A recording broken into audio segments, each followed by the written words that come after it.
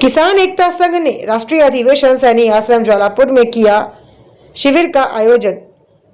किसान एकता संघ ने ज्वालापुर हरिद्वार में 2 दिवसीय राष्ट्रीय अधिवेशन चिंतन शिविर का समापन किया। किसान एकता संघ के राष्ट्रीय अध्यक्ष चौधरी सोरन प्रधान ने कहा, देश में किसानों पर हो रहे किसी भी तरह के शोषण को किसान एकता संघ बर्दाश्त नहीं करेगी। इसी मौके पर किसान एकता संघ के संगठन मंत्री डॉक्टर रवि नागर ने बताया, देश में किसानों को उनकी फसल का वाजिब दाम नहीं मिलता है। किसान एकता संघ इसकी घोर निंदा करता है। इसी मौके पर किसान एकता संघ के उत्तर प्रदेश के प्रदेश अध्यक्ष पंडित प्रमोद शर्मा ने कहा, पूरे देश में किसानों की हालत, फसल के भाव को लेकर किसान आए दिन आत्महत्या करते रहते हैं। किसान एकता संघ देश में चल रही सरकार किसानों की आय दोगुनी करने के अपने वादे पर बिल्कुल फ्लॉप हो गई है। उत्तराखंड के प्रदेश अध्यक्ष बलदेव छावरा ने बताया, किसान एकता संघ उत्तराखंड में ही नहीं पूरे देश में किसान व मजदूरों पर हो रहे किसी भी तरह के शोषण को बर्दाश्त नहीं करेगा। स्टार न्यूज़ के लिए उत्तराखंड के हरिद्वार से राजू सागर की ये रिपोर्ट।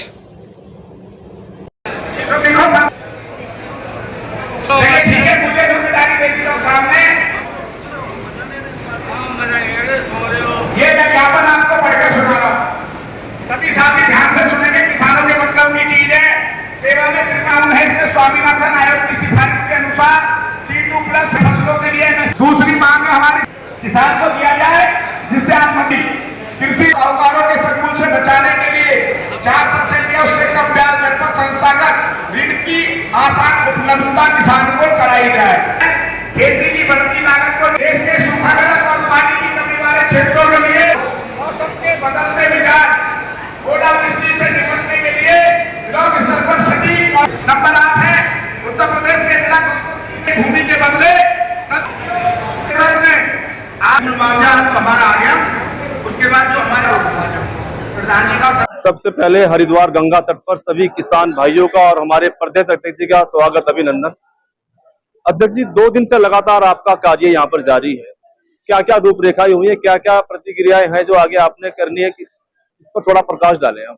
बहुत बहुत धन्यवाद पहले तो आपका कि आप इतना अच्छा काम, जो समाज हित के काम है, ये पत्रकारिता एक मजबूत स्तंभ है समाज में किसी भी अच्छी बात को फैलाने के लिए, या समाज में बहुत बड़ा प्रभाव इसका है पत्रकारिता का, चाहे वो इलेक्ट्रॉनिक मीडिया हो या प्रिंट मीडिया। तो आप बहुत अच्छा काम कर रहे हैं। पहले तो बहुत बहुत स्वागत कि आप हमारे अधिवेशन की कवरिंग करने आए हैं, बहुत बहुत धन्यवाद।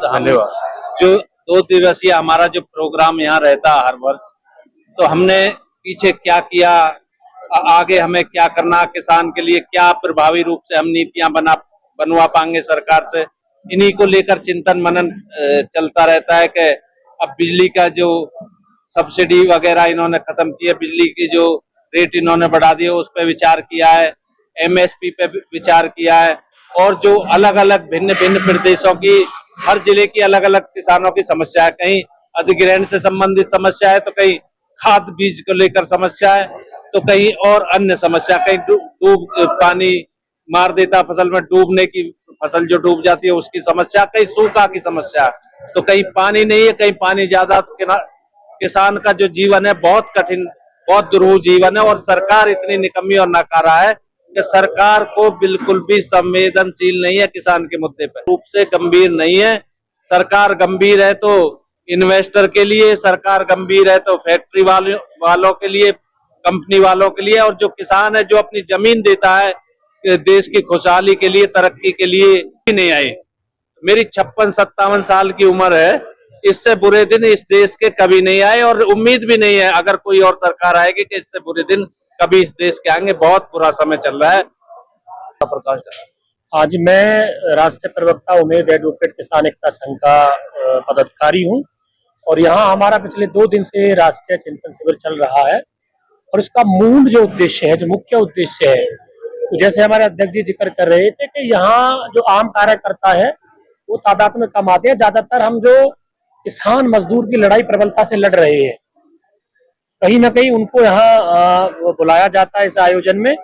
और इसमें बुलाने के बाद जैसे अलग अलग जिलों में, भिन्न भिन्न राज्यों में वहाँ की जो स्थानीय समस्याएं हैं, क्योंकि प्रदेश और देश कोई एक छोटा नहीं है, वहाँ जैसे अध्यक्ष जी जिक्र कर रहे थे कि कहीं पानी ज्यादा है, कहीं सूखा है, तो हर स्थानीय क्षेत्र की अपनी एक अलग समस्या होती है। युवाओं के जो मुद्दे हैं, जो समस्याएं हैं, किस प्रकार से उन चुनौतियों से निपटा जाए, उसी पे संगठन की तमाम नीतियां तैयार होती हैं। और यहाँ से पूरी दुगनी ऊर्जा के साथ सब अपने अपने जिलों में अपने अपने प्रांतों में चले जाते हैं।